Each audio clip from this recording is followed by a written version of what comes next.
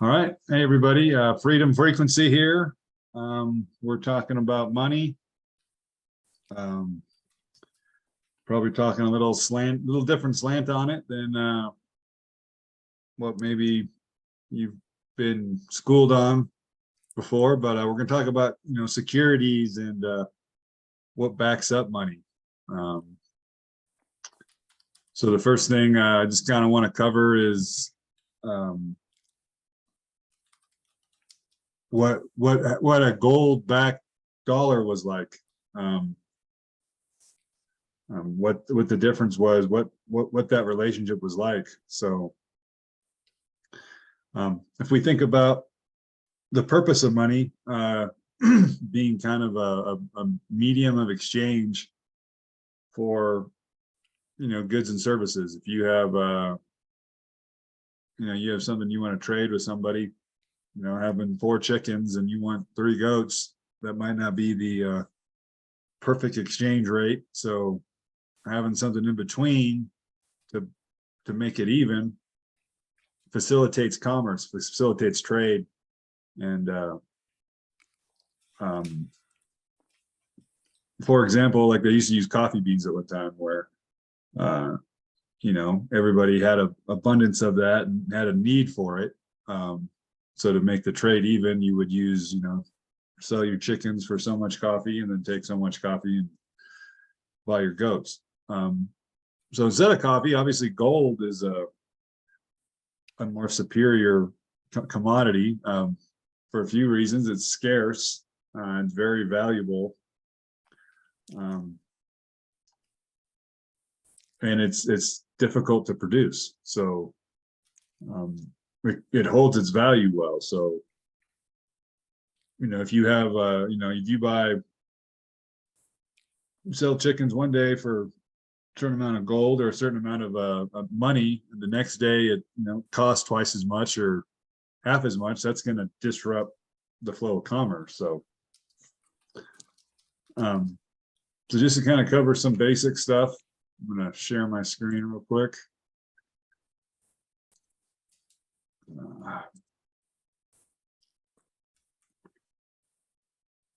If you know me, I like to do whiteboards, but real simple.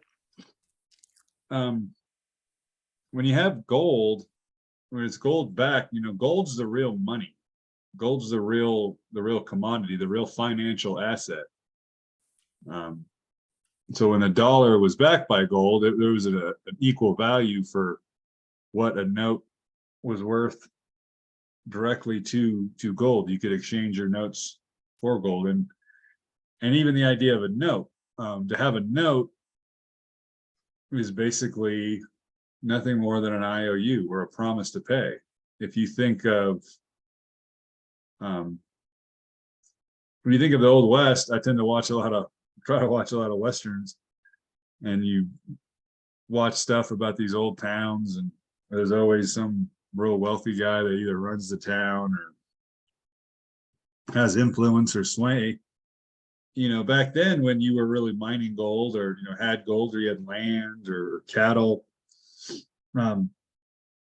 your relationship with that town, if you simply wrote, I owe you, or I promise to pay so-and-so X amount of dollars or so much gold, and then you signed it or stamped it, or the wealthy individual in the town did, you could take that piece of paper, take it to the bank or wherever the gold was, and exchange that little piece of paper for a little gold coins.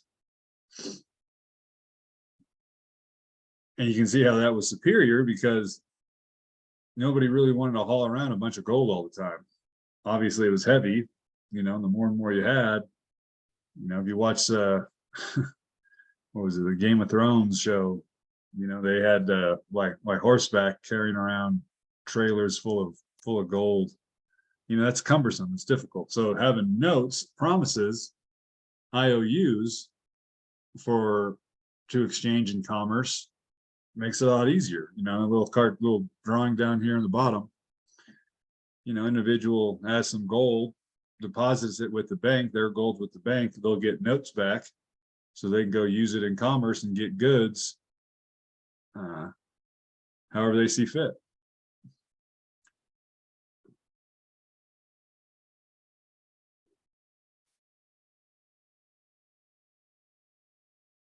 So with the gold-backed dollar,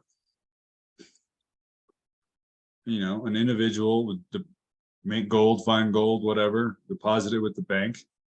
And then if they had other money or more money, or a business person, they could keep that with the bank as well. And there would be a bank ledger. You can see these are just minuses and pluses and minuses and pluses. And, you got this, and this ledger here was effectively what would be an individual's credit. That was their stuff deposited with the bank. Now, as gold is a difficult commodity to carry around all the time, the use of notes is far superior. It's made everything so much easier. In fact, people that actually had gold would deposit it with the bank and oftentimes just leave it there because using notes was easier. And the bank found out that nobody came and got their gold. So since their gold was in their possession in their house, they could loan it out as a security for other people. Other persons and businesses could then borrow money. They didn't have gold, and they would pay it with interest and over time. And you can see, so in doing this, instead of using gold as a commodity, using notes as the medium of exchange, having more of that currency available is good for industry. It's good for banking. It allows businesses to prosper and do things and build more. So when a bank loans out money or loans out money on the security of other individuals or of their gold assets, they have to have a 5% gold reserve, which means for every dollar of gold that they have deposited with their bank, at the bank, they can loan out $20 notes of exchange, which is what the note is. It's an exchange medium. And so you can imagine, just if you understand just the fundamentals of commerce, if we're using just coins as a mechanism to trade, the amount we can trade depends on the amount of gold we actually have in circulation. So if you can increase that and still have the same original value, just using that currency as kind of the lubrication of the machine, doing it 20 times over will create more industry, allow businesses to function more. And you have a growing economy, you don't want it to be stifled by the money supply.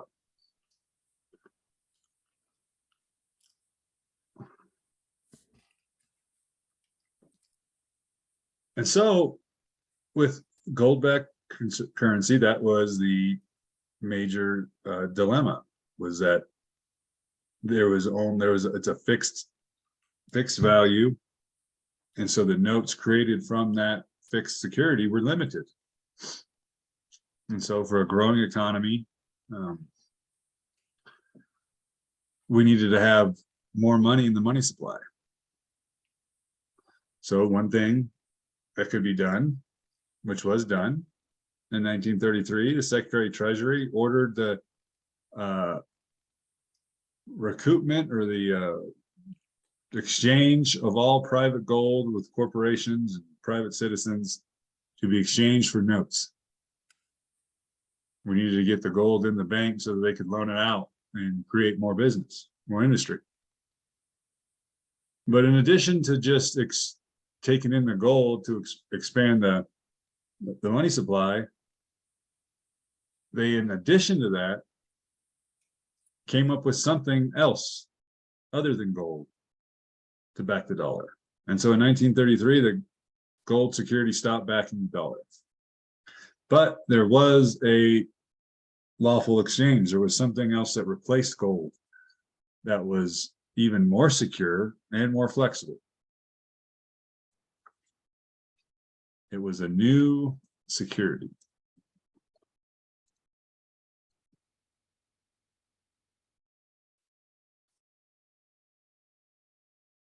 So you have to understand from a lawful perspective, the people, the nation had gold.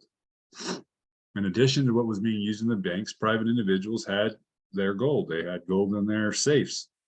Family fortunes were kept together. And so when the US government said you have to turn in that lawful asset, that real gold, in exchange for banknotes,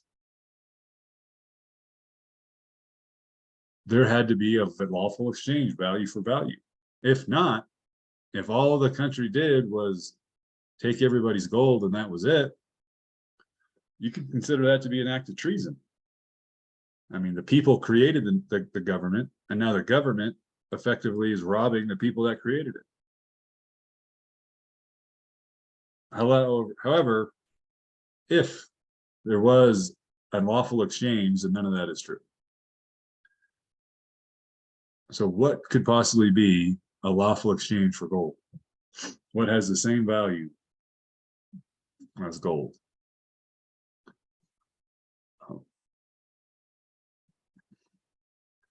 Because if you understand that having a financial asset like gold, as opposed to just the commodity money, going back to that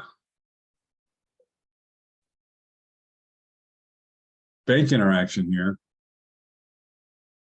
when you deposit a security with the bank and they convert it to money of exchange, that's a lawful exchange. You're giving something and getting something in return.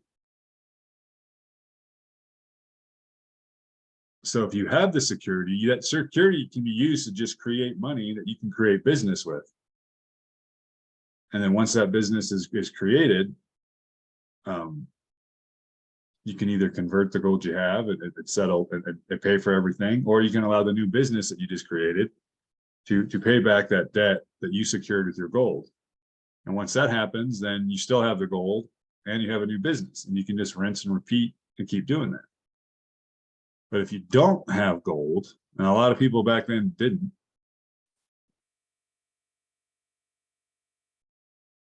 you have to save up notes, right?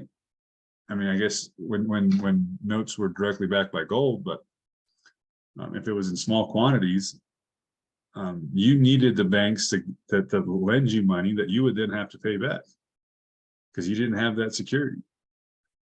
And so in that scenario, which is the scenario we're also finding ourselves now, is that in order for a man or woman to do anything, to manifest their God-given will, they have to go through the gate, the gatekeepers, which are the banks, which decide what businesses, what things can get created, what type of functions are manifested for the people to use. And so it's stifled. There is an interrupter there.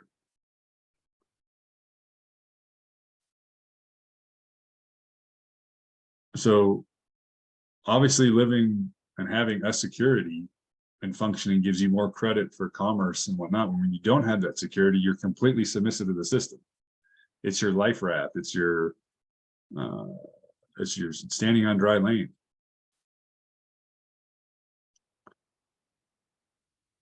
So, you know, the thing to consider is that our forefathers, our grandparents or great grandparents, probably had gold in their safes. They probably had that hard physical security available to them. And so whatever gold was replaced with that was more flexible, it was able to ignite industry and part of the New Deal. With the new security that was flexible, they could create as much monetary notes, much money as necessary to facilitate the productivity of the United States. In fact, that new influx of available secure money created the Industrial Revolution that was so productive that if the productivity rate stayed the same from 1955 to now, 60 years later, and all their factors were consistent, you could get the exact same amount of, you can get enough food, enough clothes, and shelter a family of 5 with one individual working 8 hours a week. That's how productive the nation was, and how quickly this new flexible security improved our quality of life. However, we all know that that's not happening right now, right? We have maybe gotten more productive, but everything costs more money. Everything is more expensive. Just to do anything costs more money than it ever did before. New things cost money that were free once before.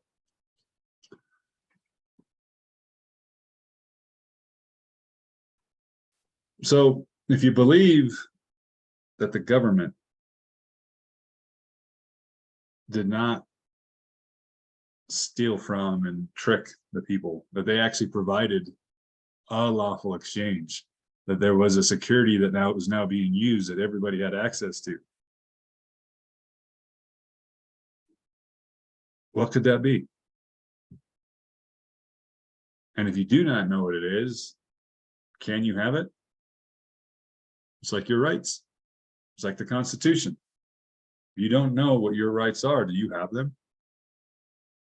If you have to rely on an attorney or a police officer or judge to decide and tell you what your rights are, what you can and can't do, are you free? Do you have your constitutional rights?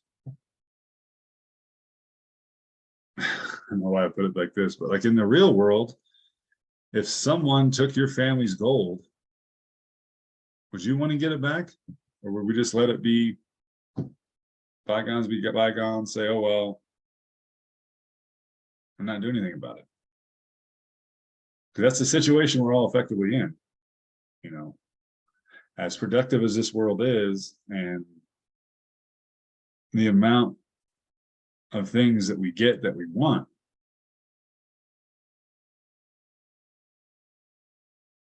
we're clearly slaving to get those.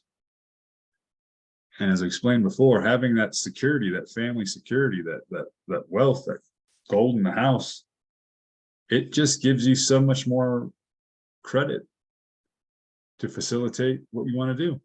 I mean, I shouldn't have to really explain that. That's pretty obvious. So there was a time where that was something that we could get amassed. Right now, you can't stockpile. I mean, I guess you can still buy gold as a commodity, but it doesn't have the same commercial value that it once did. It doesn't have the same commercial power.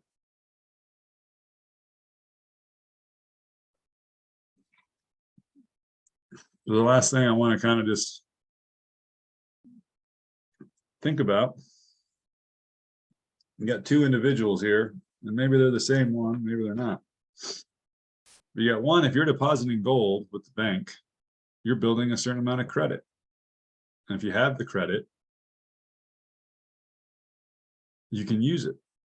So if you already have credit and you want money out to go do something, do you have to pay it back? If it was yours to begin with? I mean, if you don't have this and you did not deposit any gold and you came to the bank for money and they lent you credit, you would have to pay it back plus interest over time. Now, let's just say this individual was the same individual, but whenever they deposited gold, they had amnesia. They did not know they were putting in all these securities into the bank. And so whenever they came to the bank for money, the bank didn't help them out. They gave them a loan instead of giving them the credit that they already had. And so when they took that loan, they used that money, and then they had to come bring it back. And you can see if this money was converted from this security, and this guy went out and hustled and paid back that loan, this bank just made 100% of whatever that security that was converted plus interest.